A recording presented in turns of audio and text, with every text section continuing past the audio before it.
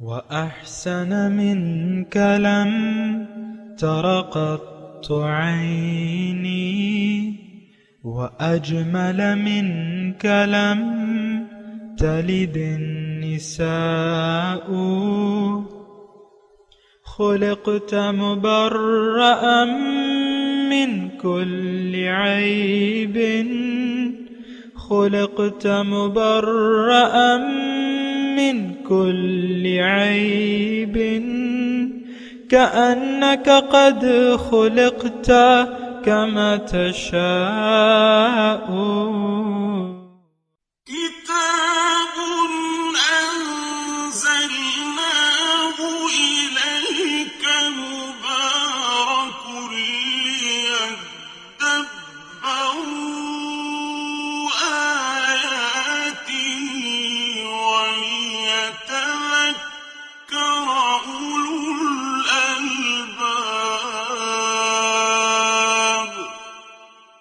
یہ کتاب برکت والی ہے جسے ہم نے آپ کی طرف نازل فرمایا ہے تاکہ دانش مند لوگ اس کی آیتوں میں غور و فکر کریں اور نصیحت حاصل کریں۔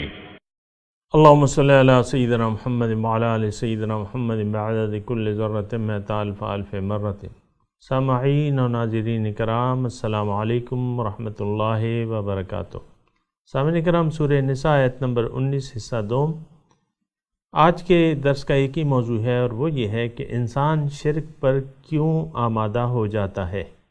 اس کے ساتھ ہی سامعین کرام آج کے درس کا آغاز کرتے ہیں۔ سب سے پہلے گزشتہ درس کا آموختہ ہوگا۔ وَلَهُ مَن فِي السَّمَاوَاتِ وَالْأَرْضِ وَمَنْ عِندَهُ لَا يَسْتَكْبِرُونَ عَنْ عِبَادَتِهِ وَلَا يَسْتَحْسِرُونَ۔ اور جو کوئی آسمانوں اور زمین میں ہے اسی کا بندہ و مملوک ہے، اور جو فرشتے اس کی قربت میں رہتے ہیں وہ نہ تو اس کی عبادت سے تکبر کرتے ہیں اور نہ وہ اس کی طاعت بجا لاتے ہوئے تھکتے ہیں۔ سامعین کرام، سورہ نساء آیت نمبر 19 حصہ دوم۔ لفظی ترجمہ وَلَهُ مَن فِي السَّمَاوَاتِ وَالْأَرْضِ، اور اسی کا ہے جو کچھ آسمانوں میں ہے اور زمین میں ہے، وَمَنْ عِندَهُ، اور جو اس کے پاس ہیں، لَا يَسْتَكْبِرُونَ عَنْ عِبَادَتِهِ، وہ اس کی عبادت سے تکبر نہیں کرتے، وَلَا يَسْتَحْسِرُونَ، اور نہ تھکتے ہیں۔ يُسَبِّحُونَ اللَّيْلَ وَالنَّهَارَ، تسبیح کرتے ہیں اس کی رات اور دن کو، لا یفترون، اس میں کمی نہیں کرتے،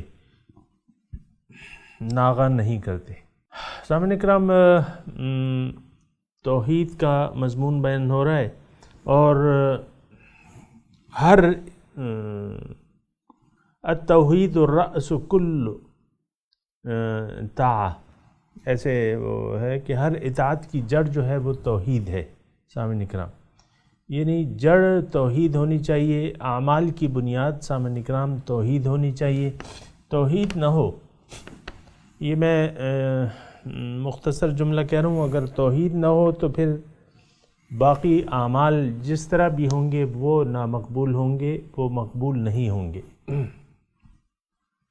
یہ بات نوٹ کر لیں، اگر توحید نہ ہو، اگر ہماری زندگی کی بنیاد عقیدہ توحید نہ ہو تو پھر تمام اعمال ہمارے ضائع جائیں گے۔ اور افسوس سے یہ کہنا پڑتا ہے سامعین کرام کہ ہمارے اعمال کی بنیاد، چونکہ ہم توحید کو سمجھے نہیں ہیں تو اس لیے ہمارے اعمال کی بنیاد حقیقت میں توحید نہیں ہے بلکہ شرک ہے، کیونکہ بتوں سے تجھ کو امیدیں اور خدا سے نا امیدی، مجھے بتا تو صحیح اور کافری کیا ہے۔ تو توحید جو ہے سامعین اکرام، یہ مسئلہ جو ہے یہ توحید کا بڑا بنیادی ہے اور سمجھنے والا ہے، اچھی طرح سمجھنے والا ہے، اور زندگی کی بنیاد کو توحید بنا لینا چاہیے۔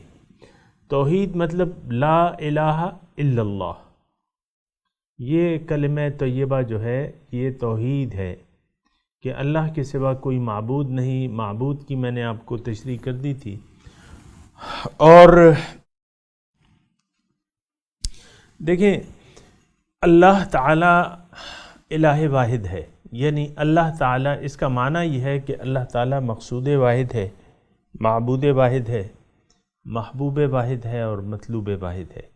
یہ بات نوٹ کر لیں کہ اگر یہ تین چیزیں ساتھ نہ ہوں، مقصود، محبوب و مطلوب، تو آپ توحید کو پا نہیں سکتے، یعنی اللہ تعالیٰ کی بندگی کر نہیں سکتے صحیح طریقے سے۔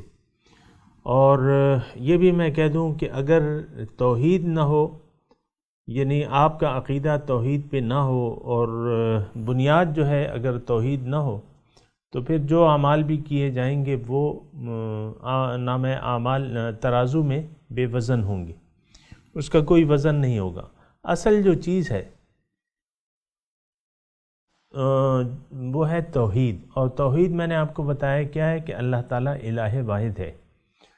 تو یہ تھوڑا سا ایک سوال ہے سامعین کرام کہ انسان شرک پہ کیوں مجبور ہو جاتا ہے، یعنی اللہ کے سوا کسی اور طرف وہ نگاہ کیوں کر لیتا ہے جب وہ، تو اس کا جواب یہ ہے کہ انسان اگر عقل و فہم سے کام نہ لے تو پھر یہ دیگر یعنی اس کی یعنی ظاہر پہ یہ دھوکہ ہونے لگتا ہے، ہو سکتا ہے دھوکے کا شکار ہو سکتا ہے اگر یہ عقل فہم و خرد سے کام نہ لے، تو پھر یہ دھوکے کا شکار ہو سکتا ہے۔ اور دھوکہ تو لگتا ہے سامعین اکرام، انسان کو دھوکہ لگ سکتا ہے۔ عام دیکھیں، مثال کے طور پہ دور ریگستان میں دور دھوپ چمک رہی ہے، آپ کو دھوکہ لگتا ہے کہ وہ پانی ہے۔ گرمی کے موسم میں آپ سڑک پہ جاتے ہیں، پلین سڑک، آخر میں جو ہے وہ پلین سڑک جو ہے وہ آپ کو چمکتی ہوئی نظر آتی ہے، پانی سا نظر آتا ہے، وہ بھی دھوکہ ہے۔ آنکھ کا دھوکہ ہو سکتا ہے سامعین اکرام، یہ سارے دھوکے ہو سکتے ہیں، میں اس کی تفصیل میں نہیں جاتا، لیکن دھوکہ بہرحال ہو سکتا ہے۔ اور دوبارہ میں وہ جملہ کہہ رہا ہوں کہ انسان اگر عقل و خرد اور فہم سے کام نہ لے تو اس کو دھوکہ لگ سکتا ہے۔ اسی لیے آپ دیکھیں کہ اللہ تعالیٰ نے قرآن پاک میں ہمیں تاکید کی ہے کہ تم تدبر کرو، تفکر کرو، عقل سے کام لو، افلا تعقلون، افلا یتدبرون، افلا تذکرون۔ اسی طرح ام علی قلوب اقفالھا، کہ کیا یہ لوگ عقل سے کام نہیں لیتے یا ان کے دلوں پہ تالے پڑے ہوئے ہیں۔ تو یہ ساری چیزیں ہیں سامعین اکرام، اور ماحول کچھ ایسا بن چکا ہے کہ دین کے بارے میں ہم کچھ سوچ فکر اور تعقل سے کام نہیں لیتے، یہ ایک ٹرینڈ بن چکا ہے۔ باقی تو ہر کام میں بڑی سوچ و بچار ہوتی ہے۔ بچہ جو ہے مثال کے طور پہ آپ سکولنگ اس کی شروع کراتے ہیں، مشورے ہوتے ہیں، تذکرے ہوتے ہیں، اور ڈھونڈ ہوتی ہے اچھے اسکولوں کی، اور آپ دیکھتے ہیں کوالٹیاں۔ آپ ایک کاروبار شروع کرتے ہیں، اس میں آپ دیکھتے ہیں کہ کون سا کام شروع کریں۔ آپ شادی کرتے ہیں، رشتوں کی تلاش ہوتی ہے، لڑکے والوں کو لڑکیوں کی تلاش ہوتی ہے، لڑکیوں والوں کو لڑکوں کی وہ ڈھونڈ ہوتی ہے کہ اچھا لڑکا مل جائے۔ ہر کام جو ہے، طالب علم جو ہے وہ جب یہ 12 جماعت پاس کر لیتا ہے تو پھر وہ سوچتا ہے کہ یار میں کون سا کس چیز کا سکوپ ہے، کہاں جاؤں کہاں نہ جاؤں۔ ہر چیز میں آپ دیکھیں عقل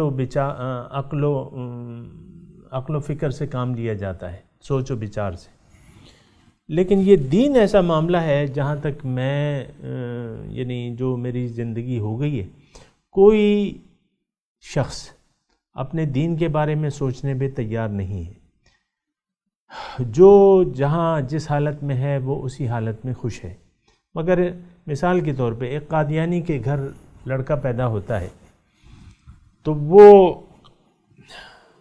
اپنے دین پہ نہیں سوچتا کہ بھئی یہ میرا دین حق ہے کہ باطل ہے، اور یہ جھوٹے نبی جو ہے یہ واقعی جھوٹے ہیں کہ سچے ہیں، یہ اس پہ سوچتا نہیں ہے۔ بس وجدنا آباءنا،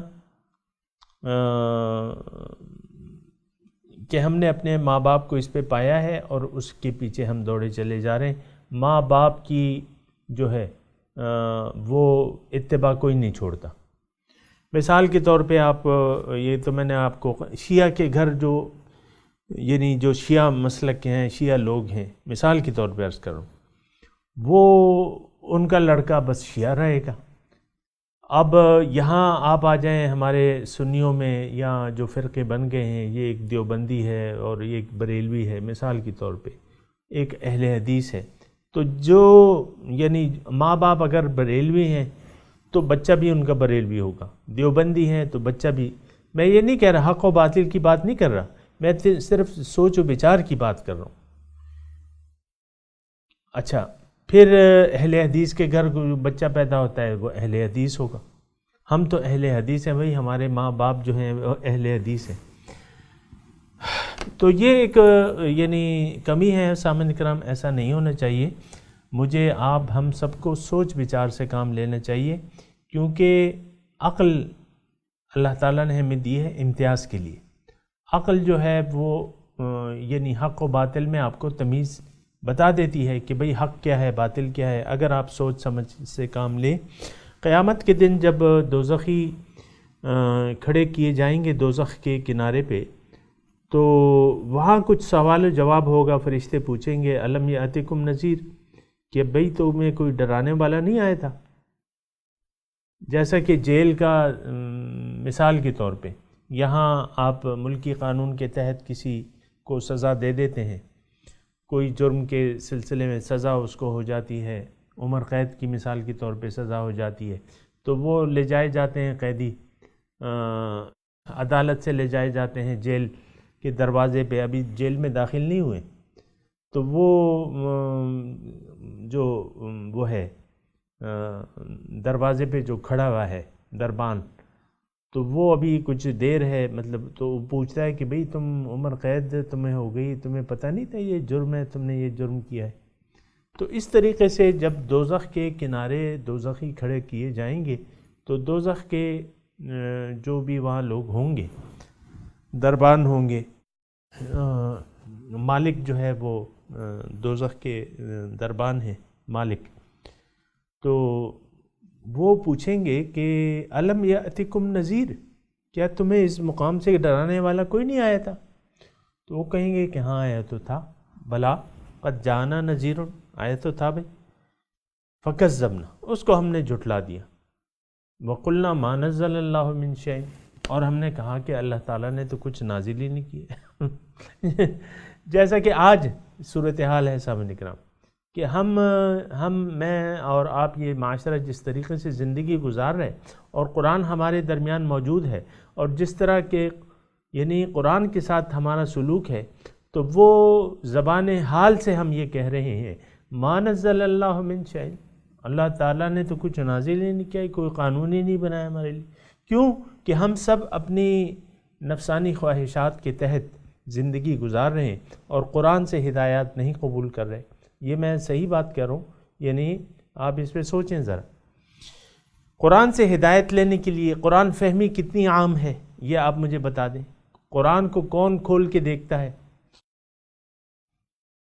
تو وہ کہیں گے لو کننا نسمع او نعقل ما کننا فی اصحاب السعید، وہ دوزخی پھر کہیں گے کہ اگر ہم عقل سے کام لے لیتے یا کسی کی بات سن لیتے، آج یہاں دوزخ والوں میں سے نہ ہوتے۔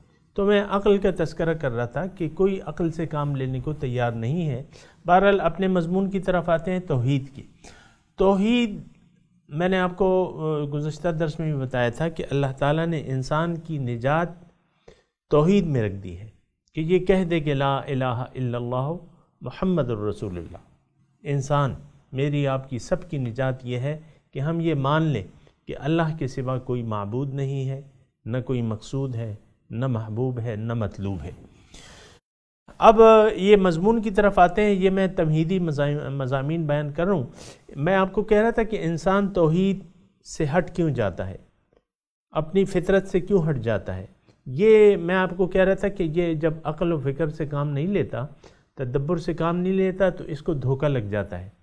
دھوکہ لگ جاتا ہے تو جو چیزیں نظر آتی ہیں اس کو، اس کے بارے میں یہ دھوکے کا شکار ہو جاتا ہے۔ مثال کے طور پہ بہت سے لوگوں کا، ہم میں سے بہت سے لوگوں کا جو معبود ہے وہ سونا چاندی مال و دولت ہے۔ آپ دیکھیں ساری دنیا، سارے لوگ، پیسے کی ایک دوڑ ہے، پیسے کی دوڑ شروع ہے۔ اور ہر ایک جو ہے زیادہ کم وقت میں زیادہ سے زیادہ ہم لوگ پیسہ کمانا چاہتے ہیں اور اسی میں انویسٹ کر رہے ہیں. نئی نئی بستیاں یعنی آپ دیکھیں میرا جو شہر ہے مثال کے طور پہ، وہاں میں جہاں بھی جاتا ہوں نئی نئی تعمیرات ہو رہی ہیں، دکانیں بن رہی ہیں، پلازے بن رہے ہیں، مختلف شہر جو ہے بس وہ مزید مزید مزید مزید، اور لوگ جو ہے بس وہ بڑے بڑے پلازوں پہ. میں سوچتا ہوں نا کہ یعنی دنیا کے مال و دولت کے لیے لوگ بہت زیادہ خرچ کرتے ہیں اور اس سے انہیں فائدے کا، یعنی ابھی ہمارا مثال کے طور پہ عرض کر رہا ہوں، ہمارا ادھر ہے نوشہرہ روڈ پہ یہ ایک کاروباری لائن بن رہی ہے، ایک بڑے بڑے پلازوں کی اور بڑے بڑے سٹورز کی ایک لائن بن رہی ہے.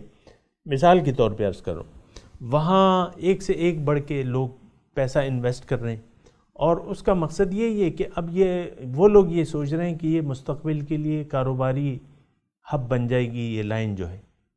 تو بہت بڑے بڑے سٹور، کروڑوں روپے ایک ایک سٹور پہ لوگ کروڑوں روپے لگا رہے ہیں. تو اب یہ کروڑوں روپے اگر کوئی لگا رہا ہے ایک سٹور پہ، تو اس کا یعنی یہ کوئی بے وقوف تو نہیں ہے اپنے تئیں.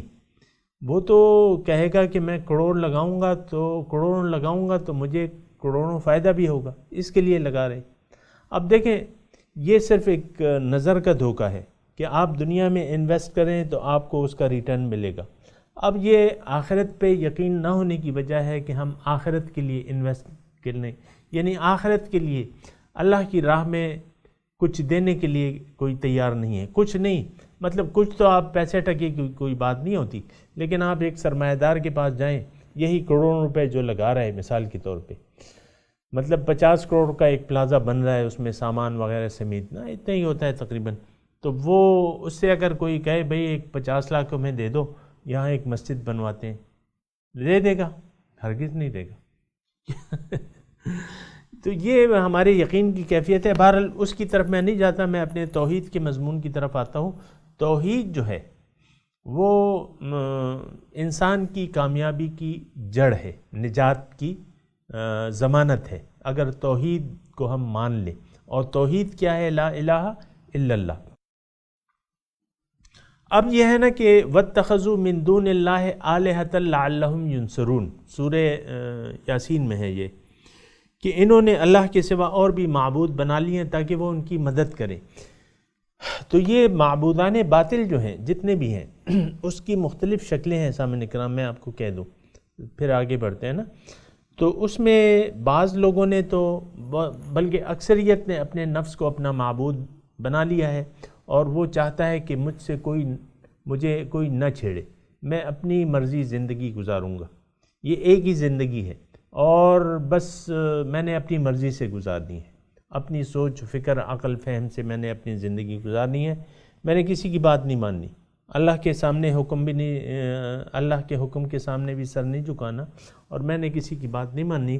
تو معبودوں کی اقسام میں بتا رہا ہوں سامعین کرام. تو اکثر یعنی یہ ایک اجتماعی طور پہ وہ ہے، اگر کوئی کسی کی بھی عبادت کر رہا ہے مثال کے طور پہ، ابھی یہ مضمون آئے گا کہ انہوں نے زمین سے جو ہے معبود بنا لیے ہیں. ام اتخذوا من دونہ آلہہ، انہوں نے چلیں ابھی وہ ام اتخذوا آلہۃ من الارض، انہوں نے کیا بنا لیے ہیں معبود. آیت نمبر یہ 21 ہے کہ انہوں نے زمین سے معبود بنا لیے ہیں. ام اتخذوا آلہۃ من الارض، انہوں نے زمین سے یعنی از قسم مخلوقات سے انہوں نے وہ کیے معبود بنا لیے ہیں، مخلوقات میں سے. اب مخلوقات میں سے شرک کی مختلف اقسام ہیں سامعین کرام. ایک شرک جلی ہے، شرک خفی ہے. شرک خفی تو عام ہے، شرک جلی جو ہے وہ اس میں پھر تقسیم ہے. تو شرک جلی میں بعض لوگوں نے یعنی جس وقت یہ آیات نازل ہو رہی تھی تو اس وقت یعنی لوگ شرک جلی میں مبتلا تھے. فرشتوں کو اللہ تعالیٰ کی اولاد قرار دے دیا تھا، ان کو اللہ تعالیٰ کی بیٹیاں بنا لیا تھا مثال کے طور پہ.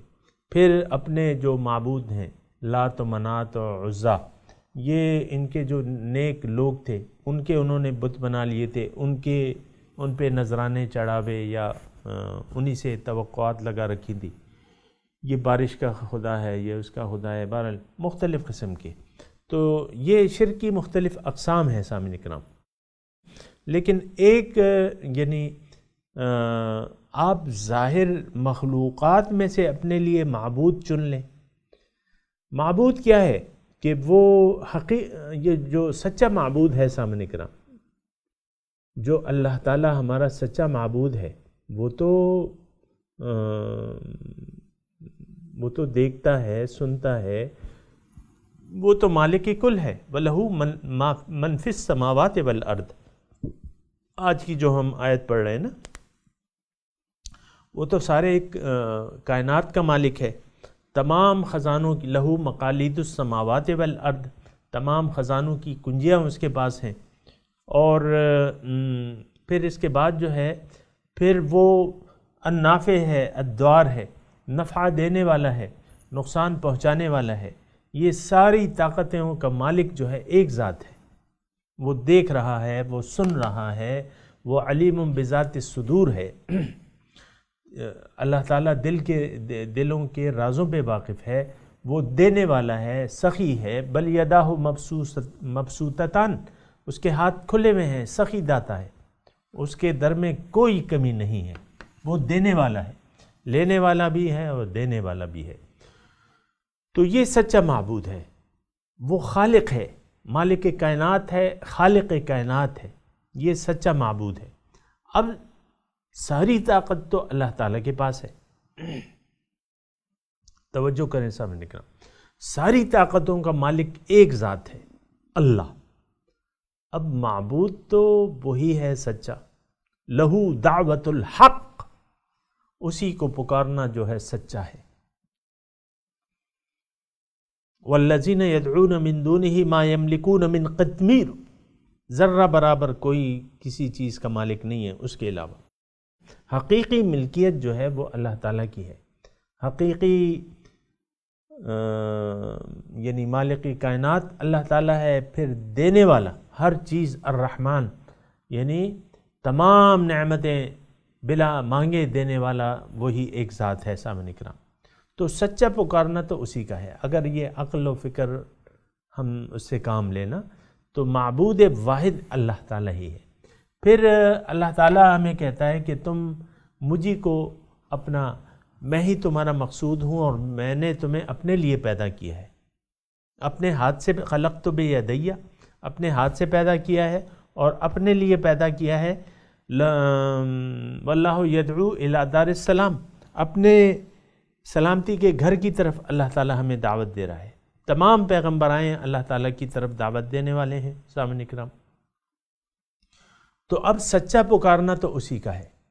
اب اگر انسان عقل و خیرت سے کام نہ لے اور تو پھر یہ ہے کہ یہ دھوکے کا شکار ہو جاتا ہے. جو چیزیں نظر آ رہی ہیں اور اللہ تعالیٰ نے اس میں کوئی قدرت رکھ دی ہے مثال کے طور پہ، تو وہ اس کی طرف مائل ہو جاتا ہے بنا سوچے سمجھے، سوچ و بچار کیے. مثال کے طور پہ سورج کو دیوتا بنا لیتے ہیں. فرعون جو تھا وہ سورج دیوتا کا نائب تھا. ان کے 500 خدا تھے. فرعون کی قوم کے 500 خدا تھے. بڑا وہ جو تھا وہ سورج دیوتا تھا. وہ سورج دیوتا کی عبادت کرتے تھے. اسی طرح آپ دیکھیں، یعنی یہ مضمون آپ پھیلا لیں تو انسان ظاہر میں اب دیکھیں، یہ ہندوؤں کے جو ہیں 33 کروڑ خدا ہیں. جس چیز میں کوئی نقصان دیکھیں گے، طاقت دیکھیں گے، وہ ان کا خدا بن جائے گی. گائے کو انہوں نے اپنا خدا بنا لیا ہے سامنے کرم. یعنی یہ یعنی عقل سے کام نہیں لیتے لوگ. میں مثال کے طور پہ عرض کر رہا ہوں. بہرحال پھر یہ ہے کہ یہ ساری چیزیں جو ہیں یہ یعنی تھوڑا سا اگر انسان ہم عقل سے کام لینا تو پھر ان ساری چیزوں کی جو حقیقت ہے وہ ہمارے سامنے کھل کے آ جاتی ہے. ابھی یہاں بھی آیت نمبر 21 میں ہم پڑھیں گے ام اتخذوا آلہۃ من الارض ہم ینشرون، کہ انہوں نے جو زمین سے خدا بنائے ہوئے ہیں، کیا یہ ان کو دوبارہ زندہ پیدا کر سکتے ہیں؟ یعنی دوبارہ اٹھا سکتے ہیں، زندہ کر کے اٹھا سکتے ہیں؟ ظاہر ہے کہ کوئی بھی نہیں کر سکتا ایسا۔ تو بات یہ ہے کہ بے وقوفی کی ضرورت نہیں ہے سامعین کرام، اللہ تعالیٰ ہی ہمارا ایک ہی ذات ہے جس نے سب کچھ پیدا بھی کیا ہے، ہر چیز کا مالک بھی وہی ہے، لہو من فی السماوات والارض، اسی کا ہے، جو آسمان اور زمین میں جو کچھ بھی ہے اسی کا بھی ہے۔ یہاں سامعین کرام ایک نقطہ میں بیان کرنا چاہتا ہوں، وہ یہ ہے کہ دیکھیں شرک کی جو بھی اقسام ہیں، انسان کو اس میں اپنا فائدہ نظر آتا ہے، اچھا، اور وہ سمجھتا ہے کہ اس میں کچھ طاقت ہے۔ مثال کے طور پہ ہم لوگ جو ہیں، ہمارا معاشرہ جو ہے، جو مسلمان ہیں، مال و دولت کی محبت میں گرفتار ہے، اسی کو ہم نے طاقت کو، اسی کو ہم کہتے ہیں کہ یہ قاضی الحاجات ہے، یہ مشکل کشا ہے، یہ رفیع الدرجات ہے، یہ ہم کہتے ہیں نا، پیسہ ہو تو بھئی سب کچھ تم کر سکتے ہو، یہ ایک عام بے وقوفی کا جملہ ہے، پیسہ ہو تو تم سب کچھ کر سکتے ہو۔ ایسا نہیں ہے، آپ دیکھیں ایسا نہیں ہے۔ بہت سے بیمار جو ہیں بستروں پہ پڑے ہوئے ہیں، پیسہ کچھ بھی نہیں کر سکتا۔ بہت سے لوگ جو ہیں پیسہ ہے لیکن وہ خوار ہو رہے ہیں، ذلیل ہو رہے ہیں اور پریشان ہیں، ڈپریشن ہے، پریشانیاں ہیں مختلف، یہ ایک لمبا مضمون ہے، لیکن یہ ہے کہ کسی چیز میں یہ بات نوٹ کر لیں، اللہ تعالیٰ کے سوا کسی چیز میں کوئی طاقت نہیں ہے، کسی ایک ذرہ برابر بھی کسی میں کوئی طاقت نہیں ہے۔ جو طاقتیں اللہ تعالیٰ نے دی ہوئی ہیں وہی ہیں، لیکن وہ طاقتیں بھی حتمی نہیں ہیں، اللہ تعالیٰ جب چاہے وہ طاقت اس سے چھین لے۔ مثال کے طور پہ آگ جلاتی ہے، مثال کے طور پہ عرض کر رہا ہوں، لیکن ابراہیم علیہ السلام کا بال بھی بیکا نہیں کیا، ایک بال بھی نہیں جلا ان کا۔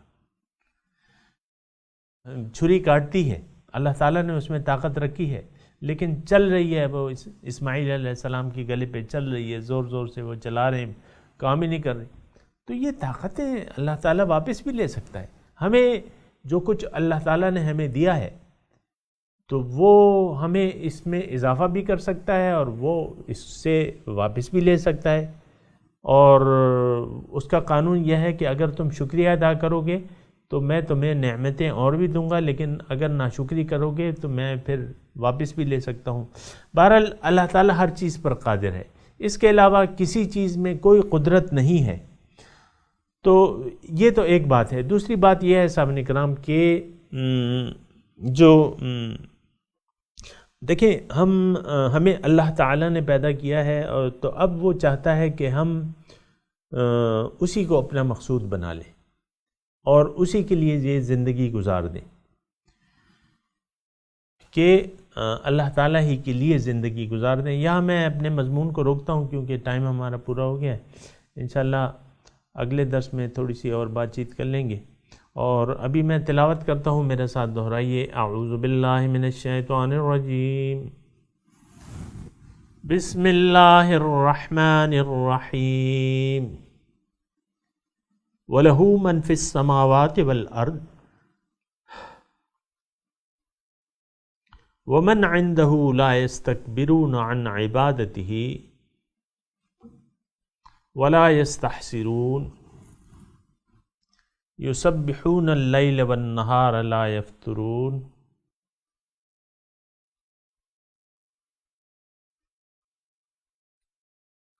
سامعین کرام ترجمہ سنا دیجئے، لہو من فی السماوات والارض، اور اسی کا ہے جو آسمانوں میں ہے اور زمین میں ہے، ومن عنده لا يستكبرون عن عبادته ولا يستحسرون، اور جو اس کے پاس ہیں تو وہ تکبر نہیں کرتے اس کی بندگی سے اور نہ تھکتے ہیں۔ سامعین اکرام، اب ان آیات کی تلاوت اور ترجمہ سنتے ہیں۔